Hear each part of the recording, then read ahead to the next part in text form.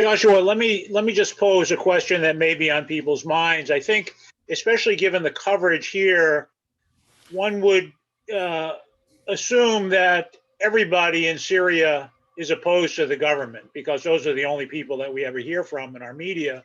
And what's your assessment of who's who in Syria now, and what does the opposition consist of at this point? Well, not everybody opposes the government, clearly. Um, the government wouldn't have survived for 10 years if everybody supported them. The military did not defect from the government. There were many people who did defect, and obviously 6 million people left the country, but no major units. And the government protected itself, in a sense, coup-proofed the government by loading up the upper ranks of the military with Alawite officers. The top 30 officers in the Syrian army are all Alawite. So it's an ethnicity at the top, a religious ethnicity, if you will, at the top of this pyramid. And why do the Alawites cling to power like this? I mean, that's the inevitable question. And it comes from a long history of what the Alawites see as persecution under the Ottoman Empire. Because as a religion, they are what's called ghulu, extremists.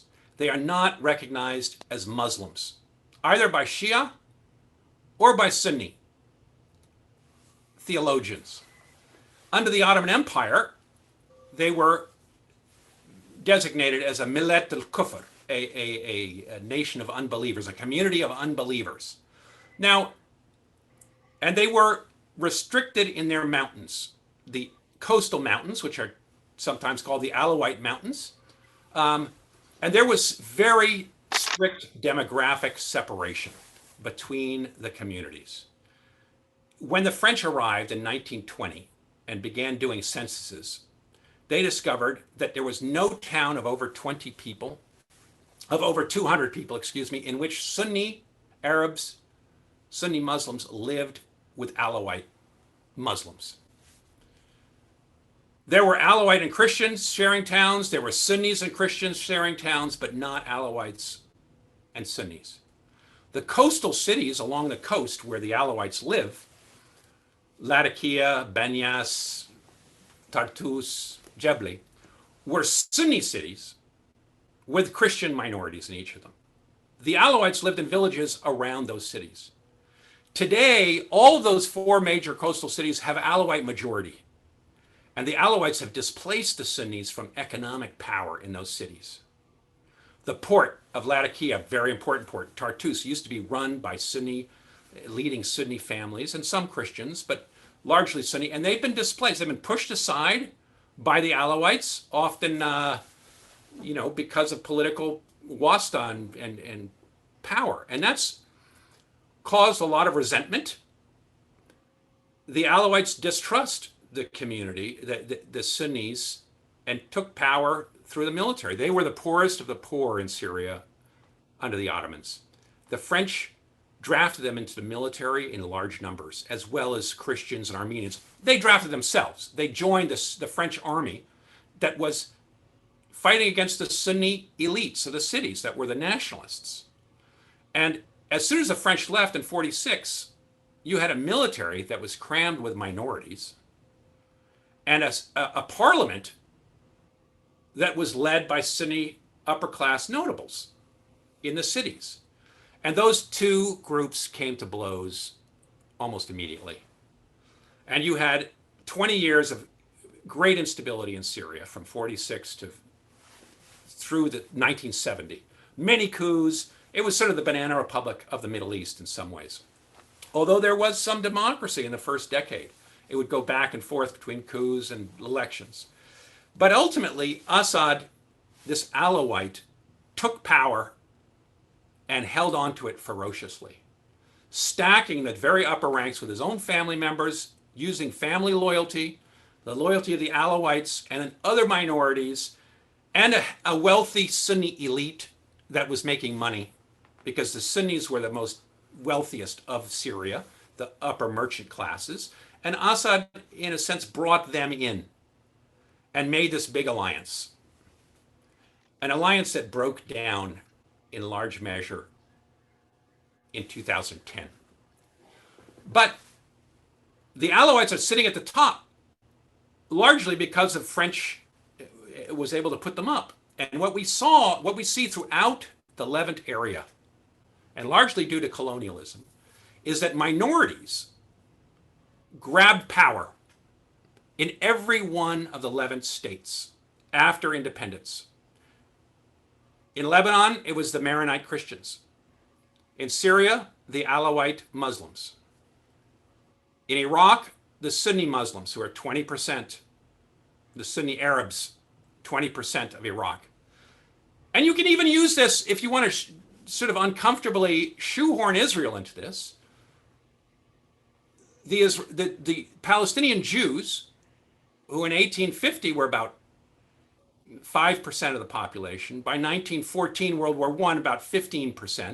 By 1948, were a third, about 33% of the population, were able to win a war, and largely because of the Balfour Declaration of British protection under this early growing period. And 2/3 of the Palestinians fled. And the Jews have been able to, the Palestinian Jews have been able to consolidate their grip. Now, of course, to be fair to the Jews, they were sorted out, if you want to use that term, but they were ethnically cleansed, both in Europe and the Middle East, and went to Palestine or New York. Of course, those were the twin magnets. But Palestine became the home of the Jews, and the Palestinians lost out. It was a zero-sum game for the minorities. But that great sorting out, which is going on in the Middle East, and the advantage of these minorities who took power, what we've seen in the violence over the last 30 years is the majority population trying to overthrow those minorities and rule. Now, I know that there's going to be many Syrians in your audience who are going to object this because it's oversimplified. But in a sense, the Lebanese Civil War was in no small measure a war between Christians and Muslims for who's going to control the country. In Iraq, once we kicked out Saddam Hussein and got rid of the Ba'ath Party and the army, which were centers of Sunni power, and put the Shiites in power on top, there has been tremendous civil war. We unclenched this great sorting out, as I call it, this ethnic civil war, which has caused tremendous destruction. And something similar has gone on in Syria. The attempt to get rid of this Alawite-dominated regime and to fund a largely Sunni rebellion and now Kurdish separatism has caused a civil war, which might have been put down viciously by Assad in a fairly short period of time, but was prolonged to 10 years with massive amount of destruction, because not only was the United States, but Saudi Arabia, UAE, Russia, Iran, everybody was shoveling in arms and monetary support, which kept this war going on and causing such massive destruction. Now, it's not just Alawites that support the regime. Christian Syrians are largely supportive because they fear Islamist takeover.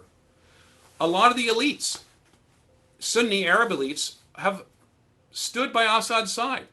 Why? Because they're worried that if the rebels took over, they would lose everything they own. Their apartments, their cars, the private schools they might send their kids to, or the public schools.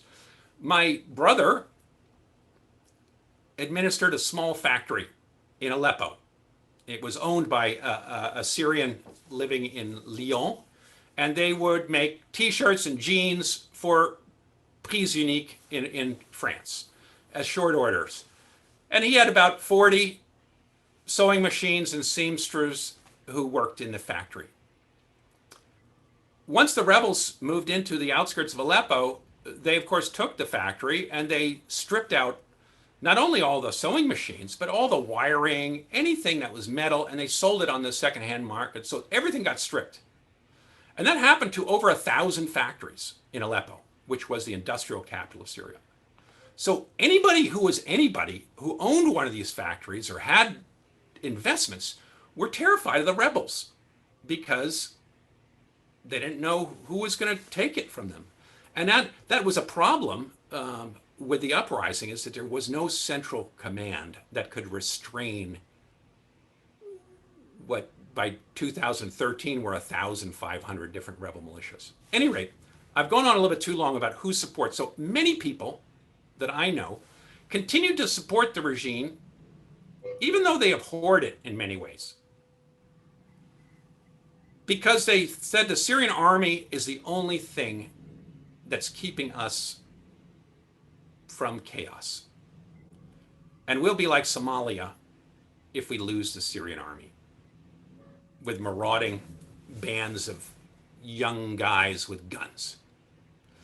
And they were terrified of that.